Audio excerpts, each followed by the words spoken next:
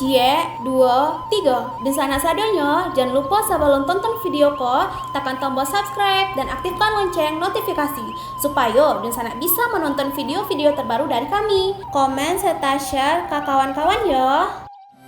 Kali ini kita akan membahas tentang Ilyas Yakub, pahlawan nasional dari pesisir selatan.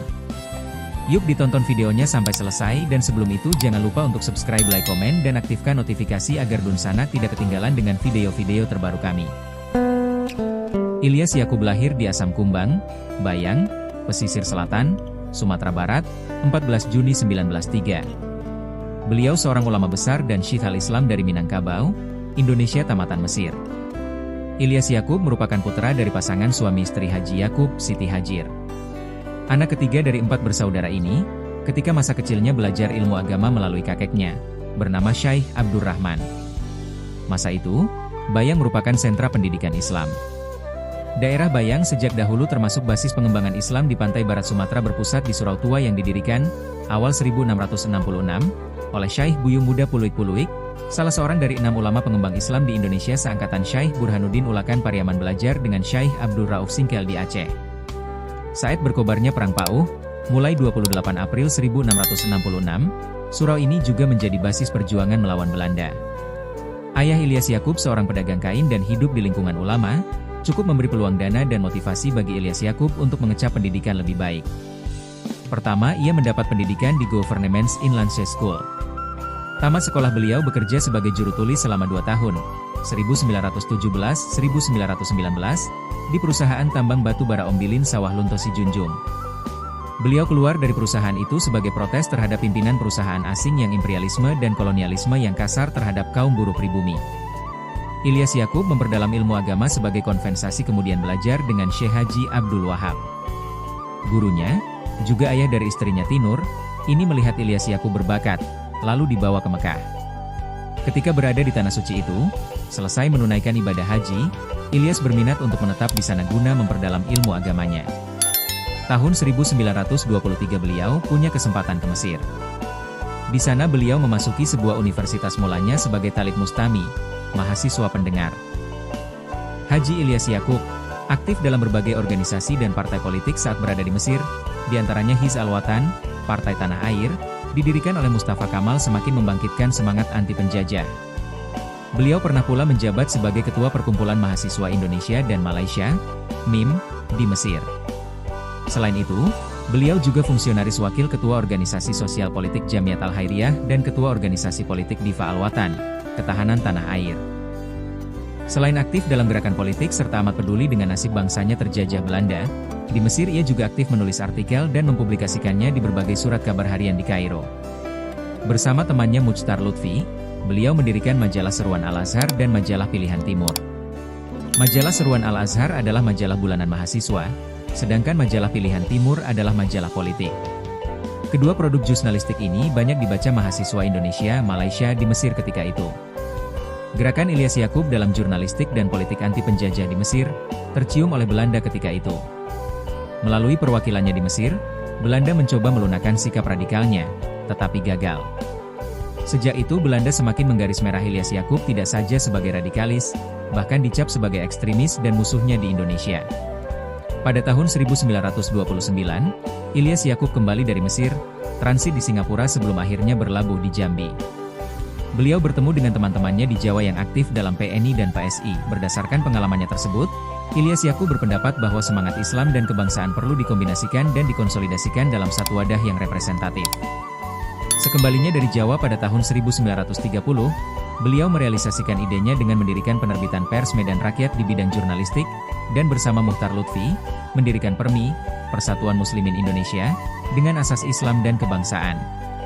PERMI pada awal mula bernama PMI, Partai Muslimin Indonesia, didirikan Haji Ilyas Yakub tahun 1930. PERMI berlandaskan pada lembaga pendidikan Islam seperti Sumatera Tawalib dan Diniyah School. Visi utamanya adalah memberdayakan sekolah agama melalui inovasi modernisasi kurikulum, sistem jenjang pendidikan, dan perlindungan pelajar, serta menjadikan sekolah agama sebagai basis perjuangan kemerdekaan dan pusat pencerahan bangsa dengan pengetahuan Islam dan kebangsaan. PMI juga mendirikan sekolah-sekolah baru dengan sistem modern, termasuk perguruan tinggi Al-Kulliyat Al-Islamiyah di Alanglaweh pada 12 Februari 1931, yang diselenggarakan oleh intelektual lulusan Timur Tengah seperti Janan Thaib, Syamsuddin Rashid, dan Ilyas Yaqub sendiri. Tahun 1932 PMI mengadakan kongres besar di Kota Barapak, pesisir selatan, yang dihadiri perwakilan cabang se-Sumatera. Dalam kongres ini, PMI diubah namanya menjadi PERMI, yang dicap Belanda sebagai Partai Islam Radikal Revolusioner. PERMI bahkan menjalin koalisi dengan Pertindo Soekarno untuk memperkuat perjuangan kebangsaan. Akibat dianggap membahayakan pemerintahan, Belanda mengeluarkan kebijakan Exorbitat Rechten yang menyatakan PERMI terlarang, diikuti penangkapan tokoh-tokohnya. Haji Ilyas Yaqub, bersama Muhtar Lutfi dan Janan Thaib, ditangkap dan diasingkan selama 10 tahun, 1934 hingga 1944, ke Bovendigul, Irian Jaya, meskipun semangat nasionalis dan Islamnya tak pernah pudar.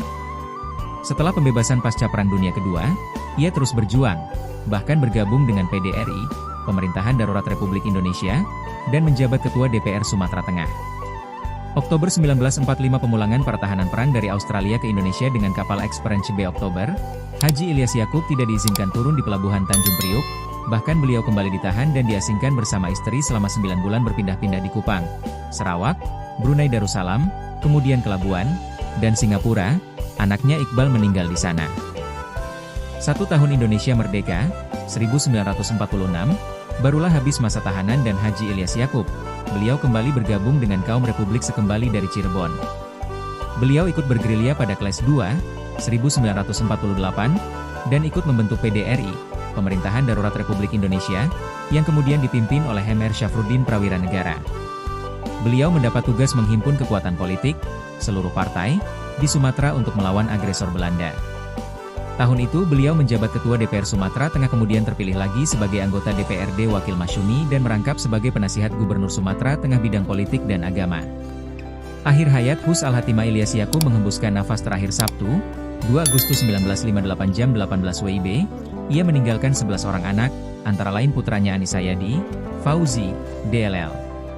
Kesaksian kebesaran perjuangannya dikukuhkan sebagai pahlawan perintis kemerdekaan RI dengan SK Mensos Nomor Pol 61 PK 1968, 16 Desember 1968, mendapat piagam penghargaan sebagai pejuang kemerdekaan Republik Indonesia sejak 17 Agustus 1975. Kepahlawanannya dikukuhkan kembali dengan keputusan Presiden RI, Kepres RI, nomor 074 TK, tahun 1999 tanggal 13 Agustus 1999 serta dianugerahi tanda kehormatan Bintang Mahaputra Adi Pradana atas jasanya mempertahankan prinsip-prinsip kemerdekaan dari ancaman kolonialisme Belanda sekaligus menggerakkan kemerdekaan RI di samping memperjuang partai dan pendidikan Islam. Kepahlawanan Ilyas Yaqub juga diabadikan dengan pemberian namanya kepada gedung olahraga dan jalan serta dibangun sebuah patung di perempatan jalan di gerbang Kota Painan, Pesisir Selatan, Sumatera Barat, Indonesia. Makamnya di depan Masjid Raya Al-Munawarah Kota Barapak, Bayang, Pesisir Selatan, Sumatera Barat juga menjadi saksi bisu kebesarannya dalam Islam dan kebangsaan. Ilyas Yaqub, 1903 hingga 1958, bukan sekadar ulama, beliau adalah denyut nadi perlawanan Minangkabau yang bergolak melawan penjajahan.